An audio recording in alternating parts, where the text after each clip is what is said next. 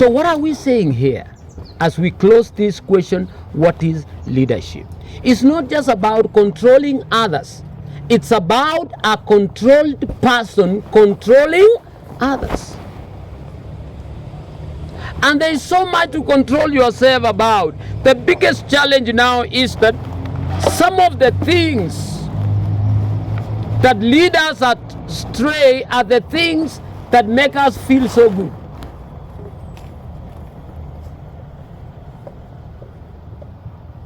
The things that take us to higher ground and success are not as interesting as the things that take us not so much somewhere. That's why if you bring entertainment, everybody comes alive. And everybody is live. Let the principles of success. Hey. We have to endure through. Why? Because the things that generate pleasure come with a cost. I don't know if you have ever understood. That's why anything that feels good, if you overdo it, it leads to addiction. You can be addicted to food, you can be addicted to music, you can be addicted. Anything that generates pleasure, take it from me.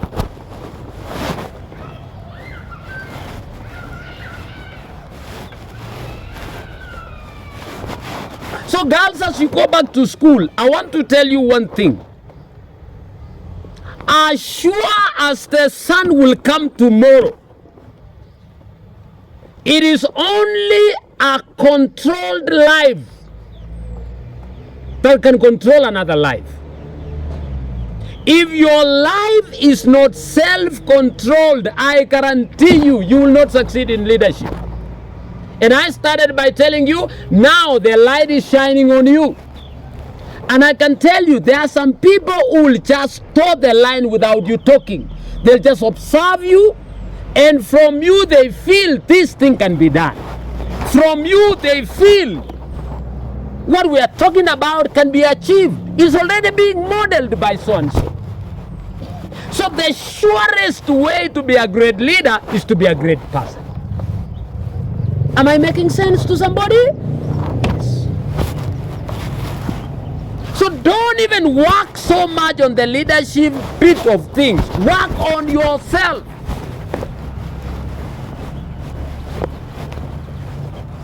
You can never be suffering depression and you want to get people out of depression. You will only share a bit of your depression. Because you will be this kind of a leader who is shouting at people every time, throwing tantrums everywhere.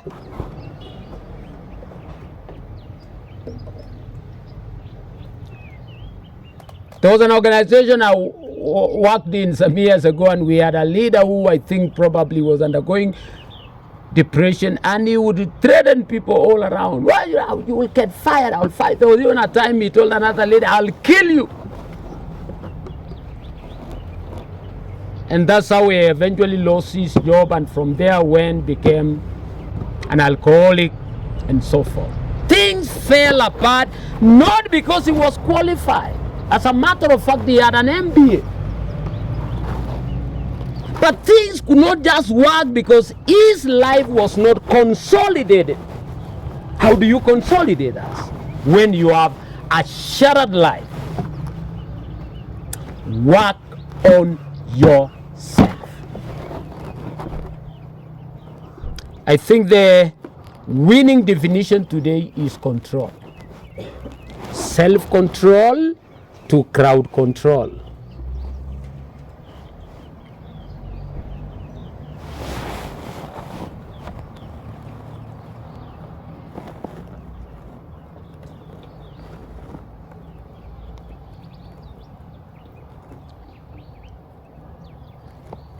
The moment you subdue yourself, you can subdue anything.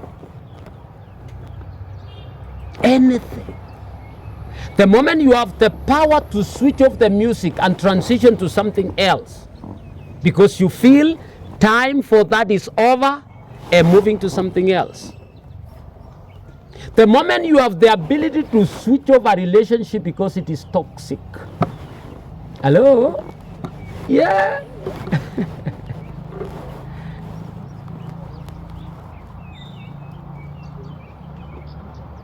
The moment you have that ability, and I can tell you, extremely few people have that capacity. Why? Because we are people today smoking themselves to death. We are people today through drug addiction, not because that they don't know the theory behind drugs.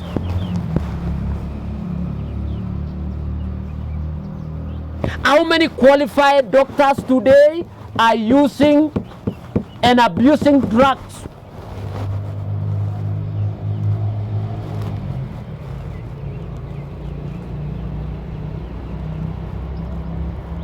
Not because he doesn't understand. He's been in the university for a record 6 years studying medicine.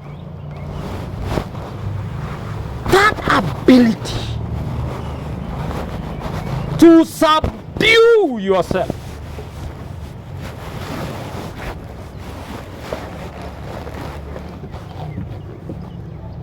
If you can have that ability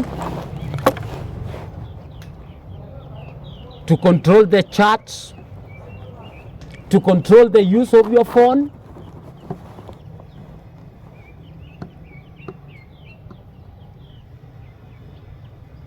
why did they ban phones in schools? Are they explosive? Itachoma hostel.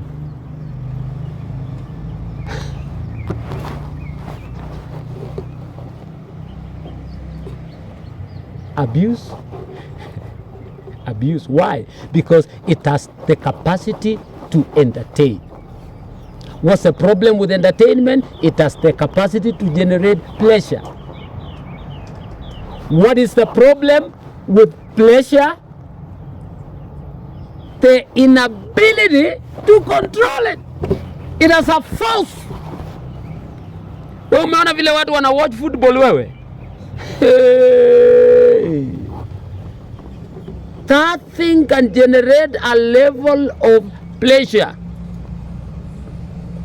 Unaona watu wanakutana kabla hawajasalimiana.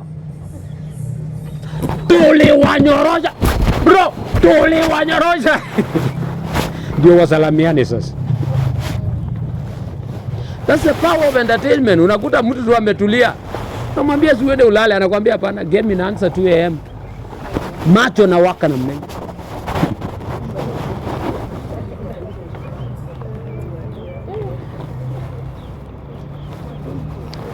Kuna rafiki yangu aliwatch game tukiwa university. Wacha ile timu yenyewe alikuwa natetea. Ni dakika ya mwisho. Wakafunga goal. Sisi tumeketi kwa all na mnaye jamaa akazama goal na akaenda kushika TV na akapita nayo kwa mlango. Tukabaki ndani tukangojea arudi. Anarudi na TV baadaye.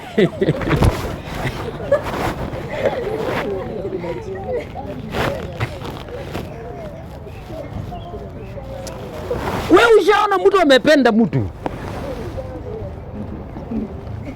Unakuta msichana saa 9 asubuhi inanyesha, ako na trench coat anaenda hivi ataenda kuona boyfriend.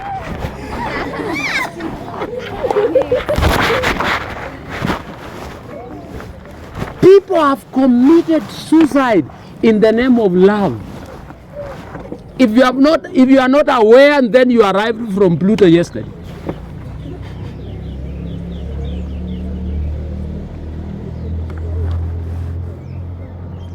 So when you hear the word control, it's not a joke.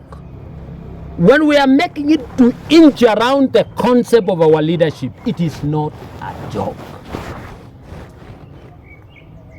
The other day I was reading a story of a guy who got addicted to food. By the time he called the emergency number, walienda kufanya evacuation. Walienda kubomoa nyumba na wakaleta machines ya kuinua yeye aende kwa stretcher so that he would be taken to the hospital. The guy was weighing around 300 kilograms. He was heavier than a bull.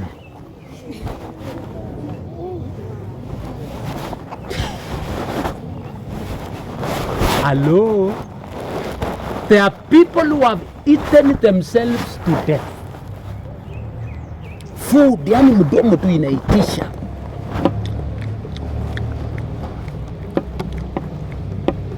Alafu unasema nitawacha kesho, nitapunguza kesho. Control is everything. Would you put up your right hand like this? Say, as a leader, I pledge self-control for crowd control. So help me God. Hii mambo hapana rahisi mpaka Mungu atusaidie. Question number 2 is why leadership?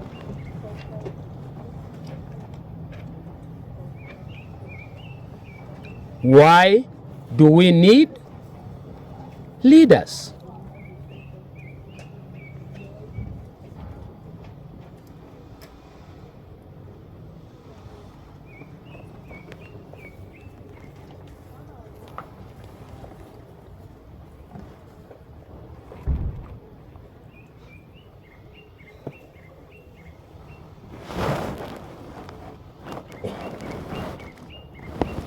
I want us to understand that both the animal kingdom and the human kingdom is structured. So it's like leadership is natural. It's like it is embedded in the design system of both animals and human beings. I want you to just take your time and study animals sometimes. Even sheep, the ones even tunatumia hata kutukana watu, unasema hata mjinga kama kondoo. But wait until sheep start to line up and go home. There is one mwenye atatokea kama kiongozi. Wale wengine wote wanamfuata nyuma. Akisimama wote mpaka huko wanasimama. Sometimes even with no election, there was no election that was conducted. I'm a fan of Nat Geo Wild, and I've seen all kind of animals, even birds. Have you seen the white ones that fly and they form something like a V? Kwa V pale mbele kuna mwenye anaongoza. So naturally by design, the human kingdom is structured. The animal kingdom is structured. And we are being created or designed or by nature made to be tuned to leadership.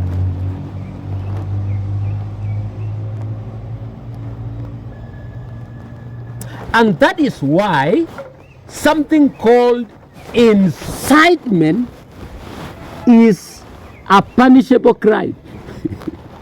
Why? Because,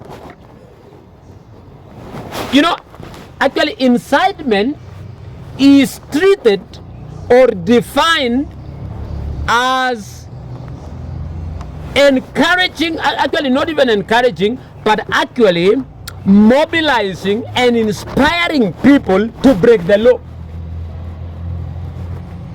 Meaning the opposite is doing the same for people to keep the law. That's how powerful it is.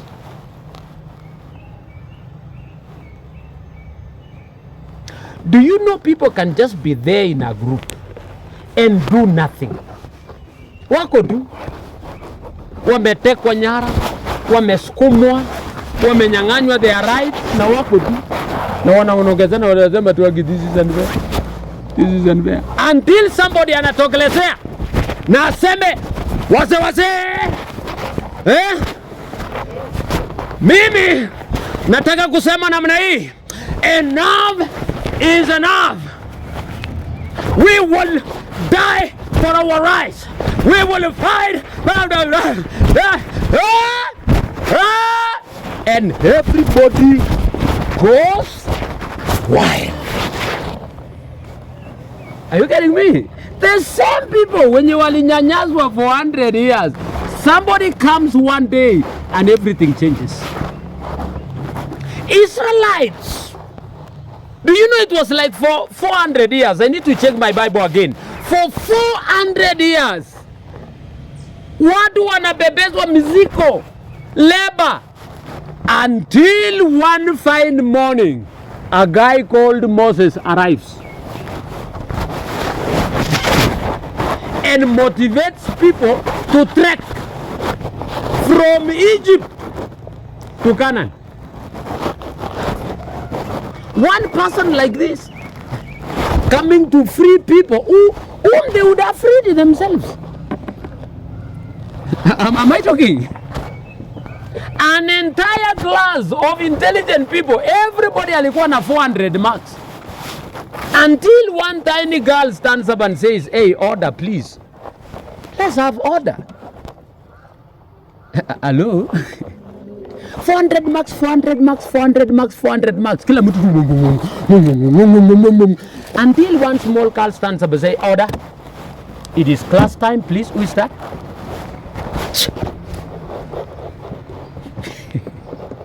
Not the kilograms, not the intelligence. Your marks might even be lower than all of them. You've just stood up. And the natural instinct to respond to leadership gets triggered in everybody. And everybody pays attention. Hello? That is it. Those are human beings. They can sit together up until somebody emerges. That's why an accident itatokea hapa. And people will crowd here. Everybody has come to watch. Mtu anataka kusonga mbele, unafikiria ni daktari, kumbe anataka aone vizuri. Until one person anatokea, hata ni mama mboka. Anakuja anasema tusongeni nyuma kidogo, songeni nyuma kidogo. We, ona huyu bado anapumua. Wewe toa leso yako. Fanyia yeye namna hii. Ai mwingine nani ako na namba ya polisi? Mwingine anasema nani ako na namba ya ambulance? And begins to control everybody, including hata wanaume wenye wako hapo, misuli, maskwembe, wako hivi tu. The only thing they want to see, they are waiting for a leader to emerge so that everybody responds to the leader. And that's the time utaona sasa kila mtu anaanza kufanya hii, kila mtu anaanza kufanya hii, kila mtu anaanza kuchukua orders and instructions from the person who has emerged as a leader. Why are we saying? Why leadership? Naturally, human beings have an instinct of responding to leadership. And until we operate in that structured manner, there is nothing we will achieve. Leave people there and say they will use common sense to see what they will do. Nothing will not be done. Nothing will be done. Nothing. It is the same thing. Now the only problem with the human kingdom is that we have a sense of reasoning and choice. That's why animals wanatushinda. Animals, they don't reason. They only use instinct. Are you getting me? Something just gets triggered in them. And it becomes time to move from this side to this side.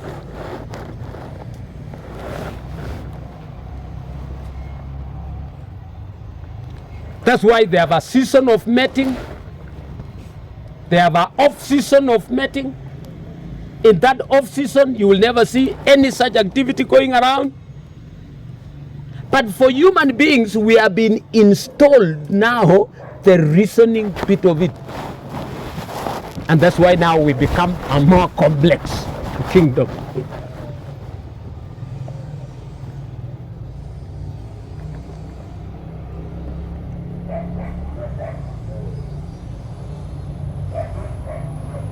Why leadership? Leadership harmonizes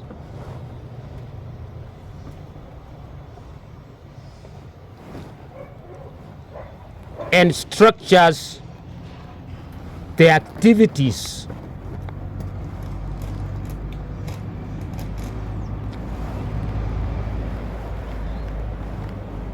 that make the vision achievable.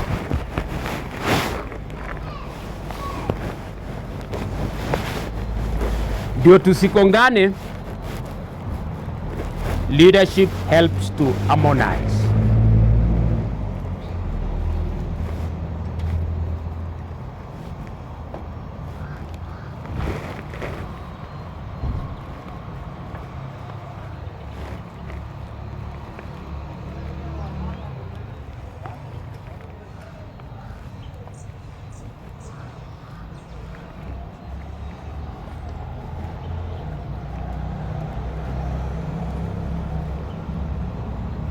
Leadership creates a center of responsibility.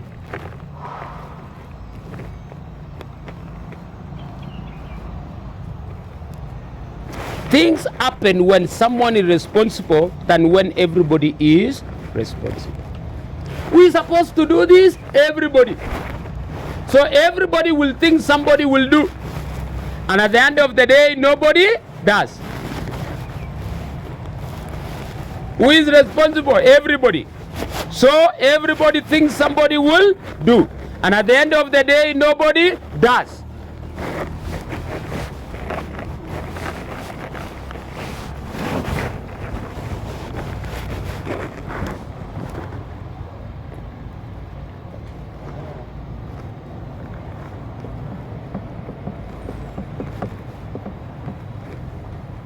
That is why we need leadership. Now that explains why you really don't need to be the best. You only need to be the most responsible. The moment you say it is up to me, you have already created a sense of responsibility that will now push everybody else to do something. There will now be an opportunity to plan, because there is somebody who is scared kwa sababu yeye anabeba responsibility. That's why the president doesn't have to be the most intelligent. Have you ever realized that for some people, crime creates pleasure? Interesting. There's a joke that has been going around social media. I don't know if you ever came across it. Somebody speaks in a Nigerian accent, and I don't know whether it's a Nigerian speaking or a Kenyan speaking like a Nigerian. I don't know. He says, I don't want peace. I want problems. All the time. Do you know, as much as it is a joke, there are some people who derive pleasure from crime.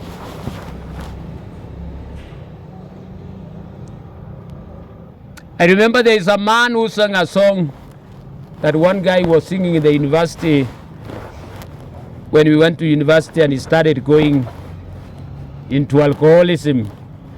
And he would come at night singing, I am a wanted man, running away from policemen. And he would feel good that he's a wanted man. One morning I met him, tulikuwa naenda for a lecture. Alikuwa na t-shirt yake ameprint hapa mbele wanted, na anaweka exclamation mark. Wewe utakutana na kijana amevaa t-shirt yake mzuri tu, na hapa mbele unaona ile sign wanaweka kwa transformer ya stima, a skull and two bones imecross namna hii, na hapa chini wameandika Atari printed hapa mbele. Another guy tulisoma na yeye high school though, alikuwa nyuma yangu, nilimpata hapa Eldoret siku moja, ameweka nywele imekaa alafu t-shirt yake mbele na nyuma ameandika ogopa.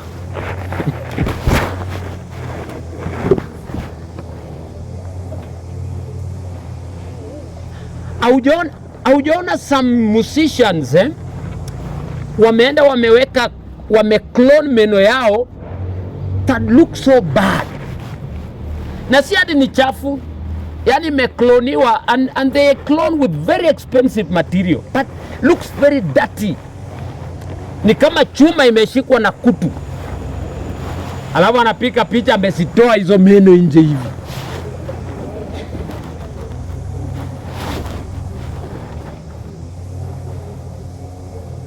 There are some people who derive pleasure from that kind of extremism. I heard Ken Wesley, one of the most popular celeb musicians in the world, one time standing on the podium, and he declared, "I sold my soul to the devil."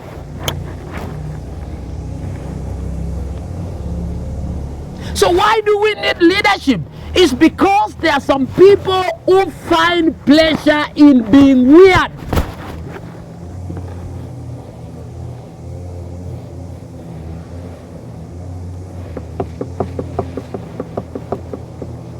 And some of us, unfortunately, we never had good backgrounds made. There are some people who are also on a revenge mission because somebody hurt them and they want to hurt somebody. Na ukicomplain anakuambia hata mimi sikuwa nimefanya makosa wakati nilihatiwa. I'm told there was a girl who went around trying as much as possible that she infects guys with HIV/AIDS as many as she could. And when she was asked, "Why are you doing this?" Akasema hata mimi nilipewa na hakuna kitu nilikuwa nimefanya. Sikuwa nimekosea mtu, lakini nilikuwa infected. So wewe hapana lia sana, hata mimi hakuna makosa nilikuwa nimefanya. So there are some people who are so hurt and they are out there to hurt other people. And leaders come in between here, not necessarily to judge and condemn these people, but to help them heal. So sometimes in leadership, we are not there to find people in the wrong and punish them, and to find people in the right and reward them. Sometimes as leaders, we also have the middle ground where we are here to also assist some people to find their feet.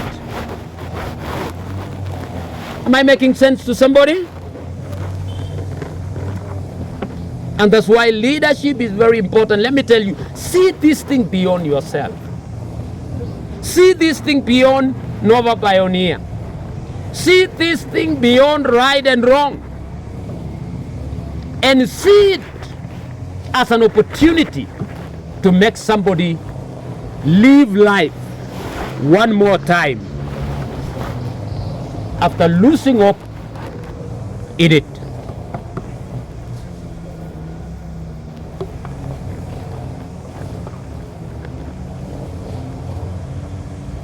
Why leadership?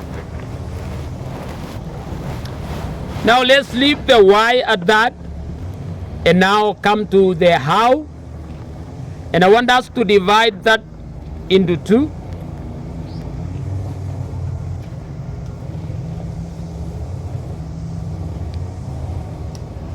Then we look at what makes a good leader, and from there, what strategy makes good leadership.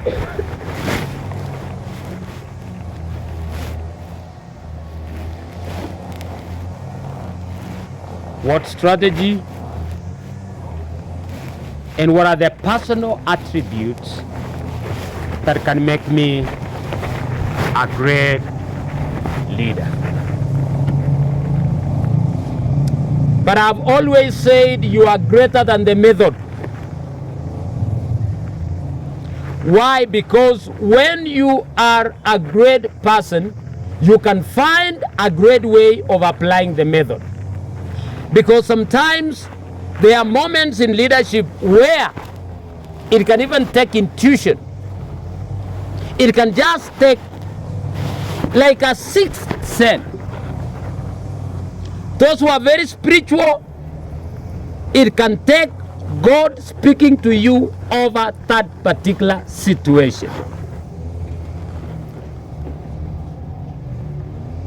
So in as much as we will talk about strategies today and all that, your personal ability to judge situations, interpret them correctly, and figure out what style and tactic will I maneuver here is what wins at the end of the day. So allow me to read one scripture here that will guide our thoughts around there. First Chronicles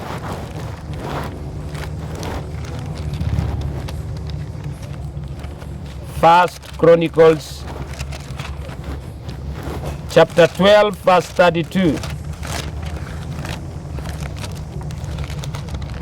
First Chronicles chapter 12 verse 32. First Chronicles chapter 12 verse 32.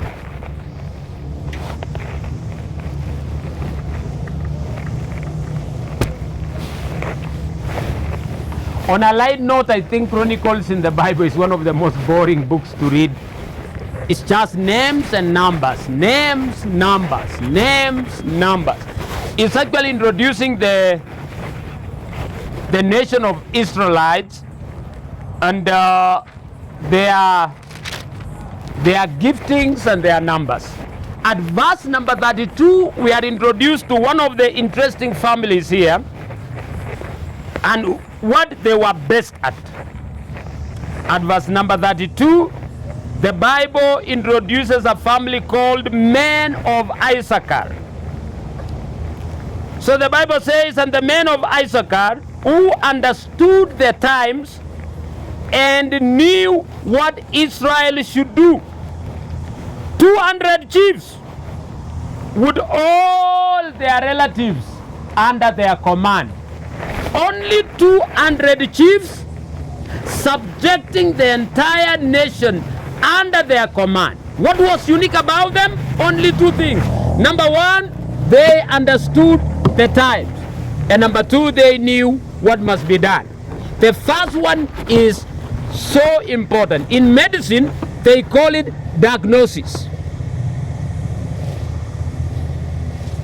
Diagnosis is more important than treatment.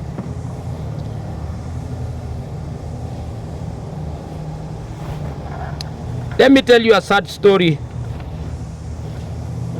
Not even a story, I'll just state it. There's a guy who went to the hospital na kumbe alikuwa na malaria lakini akaamua kujipima.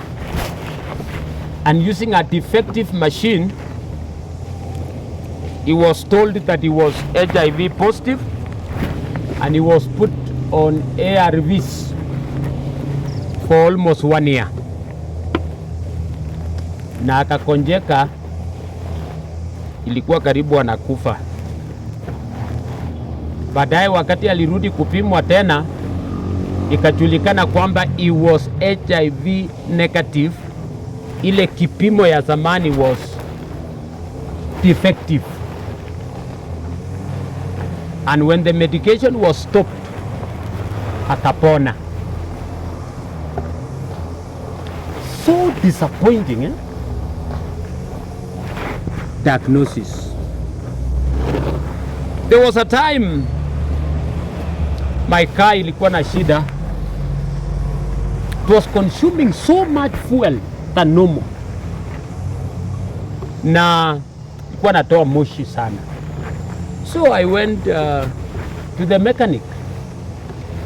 Na kwa dashboard ilikuwa naonyesha sign inasema check engine. So wakati nilienda kwa mechanic, wakaleta machine. Na machine ikasema shida ni something is called sijui what incomplete sijui what oxygen combustion. I don't know whether they never understood it very well. I don't know. Lakini wakasema tu shida ya gari yangu iko kwa laini ya the exhaust. Walingangana nayo mpaka wakang'oa exhaust mzima ikaletwa chini. Wakarudisha. Nothing. The problem is not getting sorted out. mpaka nikaona tu hii watu wataniharibia gari, afadhali tu iendelee kukula mafuta namna hiyo sana na nitembee nayo bora inanifikisha penye ninaenda. Asubuhi tu nyumbani mimi nataka kutoka, nimefungua bonnet kuangalia oil juu nini. In those days Roy was younger than he is. Amekuja hapo, mimi nimeenda kuleta maji, mimi nakuta ameingiza mkono huko. Namwambia kijana, toka hapo utachomeka. Akaniambia bana tati, kuja. Angalia hapa. Kumbe pipe yenye inatoka kwa air cleaner inaenda kwa engine, chini yake panya ilikuwa imekula imetoka.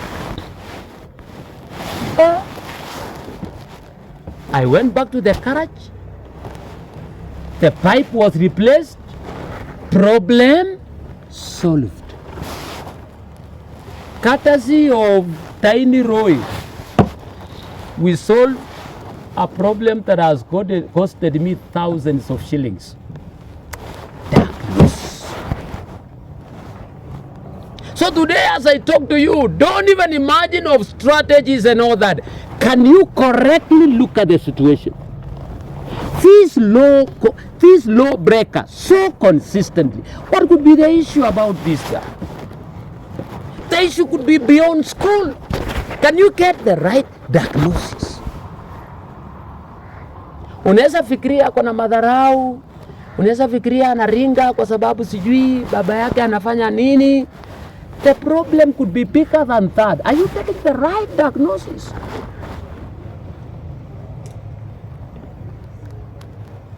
One young man mwenye alikuwa ametusumbua huko kwetu kabisa. We were just thinking he was just arrogant, he was just what? The day we discovered the boy was in drugs, that is now when we started looking for solutions. So what could be the problem? Sometimes we discuss these issues of LGBTQ. What could be the problem? Do you know we are dealing with symptoms? That is not the problem.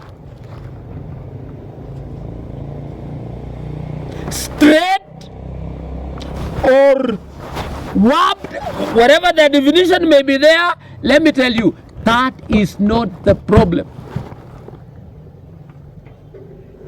That's why painkiller is never a medication to treat something. I hope you guys are aware.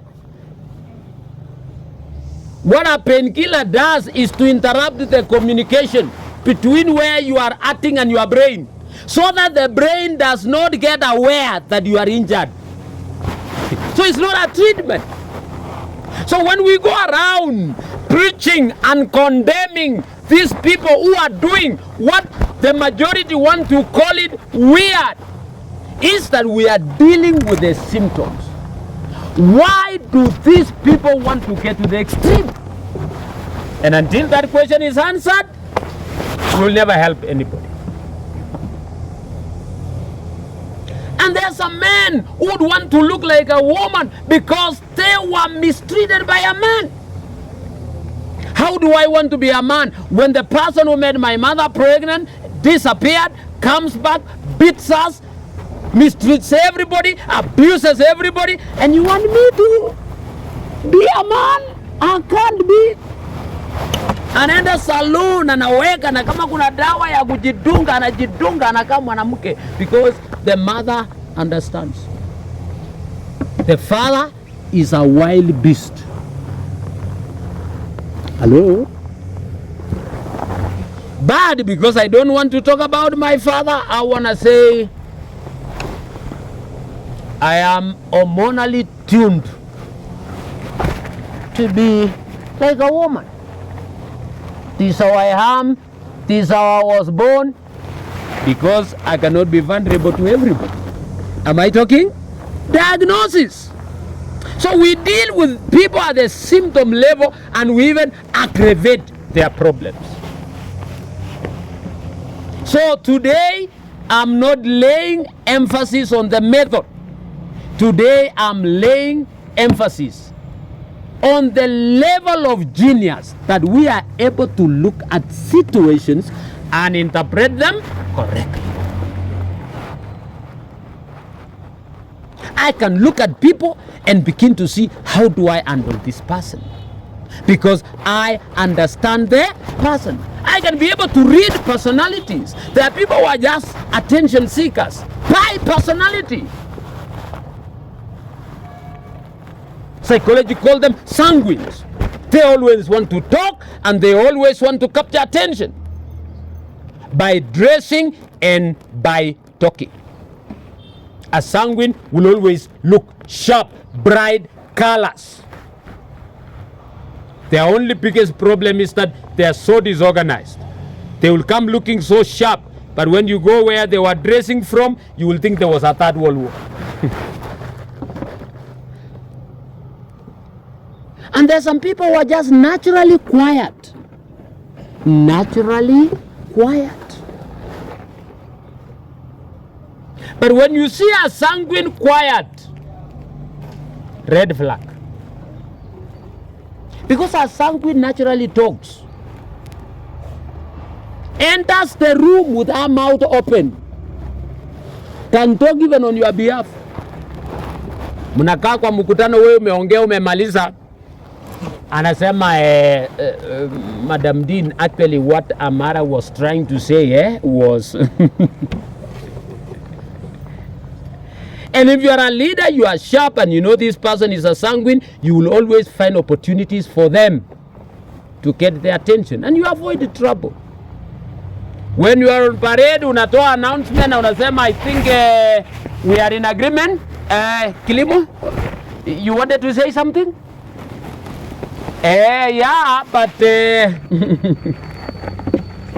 you fix the issues there and then. Ndio asiende kutengeneza vikundi ya kuchochea na kusell his ideas kwamba what was announced on parade was not correct. You understand the people that you lead, because when you understand them, you will know how to handle them.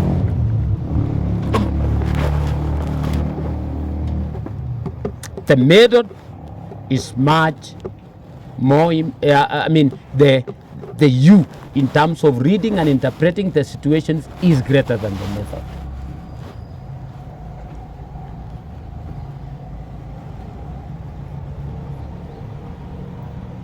So the diagnosis is superior than the drug.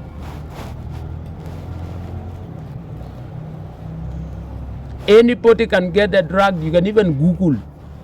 The moment you know it is malaria, you can even Google and say, what is the medicine for malaria? So correct diagnosis is very, very important.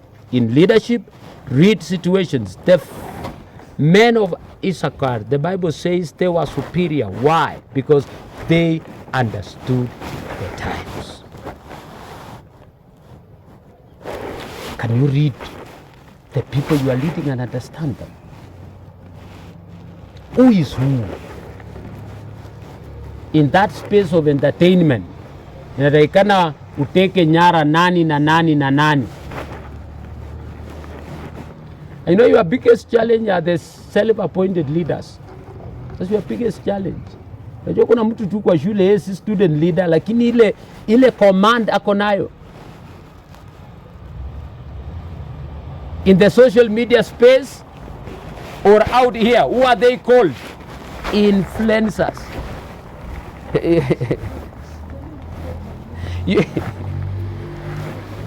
And in fact, companies even use them for advertisement, right? Yes. They have not been elected anywhere,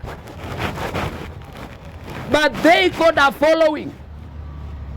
They will dress like this. You will come to town, you will get several people dressed like that. And those are the people that pose you a challenge when you are in school. Understand them. The moment you understand them, where they derive their command, where they get their inspiration, why are they inspired in that direction, then begin now to see, what do I do about it? Great. Now let's stand. We wind up this first bit of our session so that when we come from Lunch we will just do like about 20 or so minutes and we'll be done. Okay, let's start now.